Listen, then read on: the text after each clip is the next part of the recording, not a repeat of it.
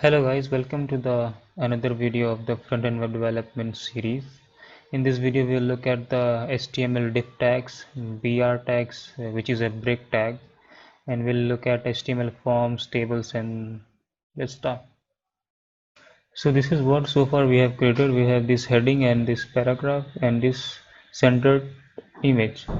And some of you were asking about the responsiveness of the site, and if you like check the responsiveness of the site by reducing the window size like this, it is not responsive. You can see it is having the horizontal scroll.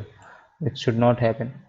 If you check the responsiveness like going to right click inspect by going to Chrome Developer Tools and you click on this little icon over here, and you'll see now you will check responsiveness of the website like more thoroughly.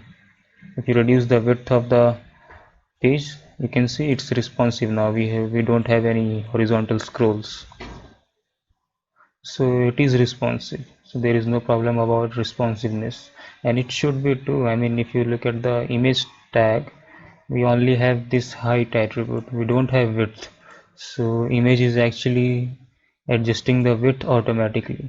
So we have height of 500 pixels, so it is, you can see it is adjusting the width of the image automatically. One more thing to talk about, I forgot to tell in last video. If you look at the img tag, we don't have the closing img tag for this. If you look at the other tags like center tag, we have this closing center tags. For paragraph tag, we have this closing paragraph. So we don't have closing tags for img tag like this. We don't try like this. We don't write like this for image tags. So this is like called as a inline tag, or you can call it an inline tag. These tags doesn't have the closing tags. Yes, we'll look at more inline tags in HTML forms. Okay, so now we can start with the video. Let me introduce you to the division tag, which is actually called div tags. So it is written as div, and we have like opening div tag and closing div tag. Yeah. These actually used to create divisions in our website. You should use these tags, I mean, more thoroughly when you create more and more websites. You can add an h3, I mean heading 3 for this, and then we can add a paragraph and then one more paragraph. And if you're wondering like how I'm opening and closing the tags more quickly, for this in Sublime Text you can actually just write the tag name, and if you press the tab, it will actually generate the opening and closing tag for us. Okay, and this is dummy lorem text. Now if we go to our website and refresh, and we have this division. So it actually created a division for us. Yeah, we can create multiple divisions and multiple divisions inside divisions. So div tags are basically used for creating divisions. You can use even sections like this, but most of the time you will be dealing with the div tags. You can even use sections for more understandability of the code. So now let's just get jump to the BR tags, which is a break tag actually. If you add the BR tag over here, and similar to the image tag, we don't have closing tags for BR tag. So if you save it and refresh it here, you can see nothing noticeably happened here. So if to see it working, let me add a paragraph without the paragraph tag. So we have our paragraph over here. Let me just copy it. Let's make it bigger. Now we have this paragraph, and let me add the BR tag over here.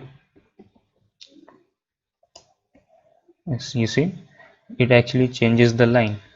So it, the full form of the BR tag is break tag. It is called as break tag. It actually adds a line break to the page You can see we have added the BR tag after this, and we have a line break over here. You can add multiple BR tags and it will create more line breaks for us. So this is how it works. Okay, now we'll start with the HTML forms. Before starting, let me just remove all these unnecessary stuff. Okay, now let's create a division, and inside the division let's have a heading H3, maybe H4, HTML forms. And we actually create HTML forms using a form tag, FORM, and inside the form we can actually have input fields, and we can have input fields by using input tags. Okay, INPUT, yeah. And if you save this actually small piece of thing is created a form for us. You can see we have this heading and input field, and in this input field we can have values. Good. And we can even have labels like this, and if you call it a name, yeah, we have this name which is actually telling us that this field is for name. And similarly we can have phone number, and okay, here we can have gender. Yeah, so we have this three field: name, phone, and gender. So if you see in the name field we can have name like hash, and in the phone field we can have phone number. But in the phone field we don't want alphabets. If you see, we are actually adding the alphabet, but we don't want the alphabets to be here. We only want the integer values like 0 to 9. No, so we can actually do this by adding an attribute to the input tag. We can actually specify the type of input we want to be entered. Like for name I want text, for the phone number I want number, and for gender we want text. And refresh, and now we can add name. and and if you try to enter alphabets in the phone in the number field, the type number field, it is not actually typing. You can only add numbers here, so it's fine now. And in the gender field we can have gender. Okay, so this is how it works. So far we have this input and label tag. So actually we can even use break tag over here to actually add a line break, so that these all things come in a row. So we can add break tags over here. So now we have this all aligned in column.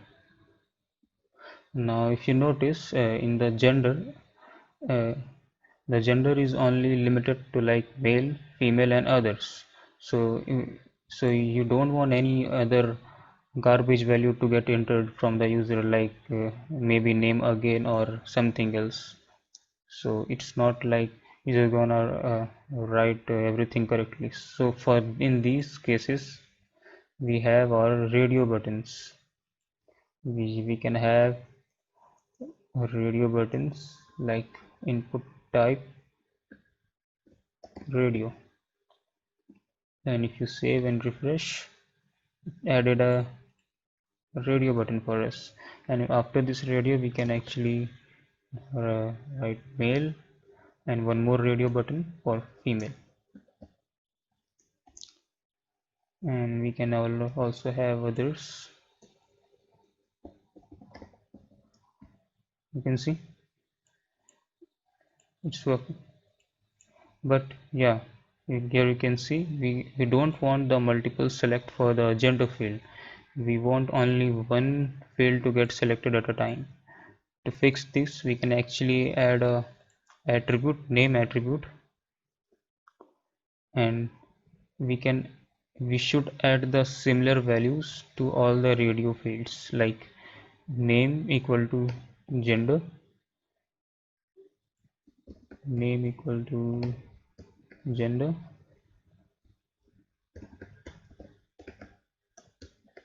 and now if you save and go back to the page, now if you go and it is selecting one at a time, so it's fixed. So this is how it should work. And to know about more about this name attribute, actually we should also have this name attribute to our other fields like phone number and for text name. Yeah, so this name attribute is actually gonna submit it to our servers, so you should not worry about this, and you should just know that it's a good practice to add name to each input field, and this name actually gonna be the uh, parameter, the parameter of this value. So name equal to whatever you're gonna write over here, phone equal to whatever you're gonna give over here, and gender equal to whatever you're gonna select from here.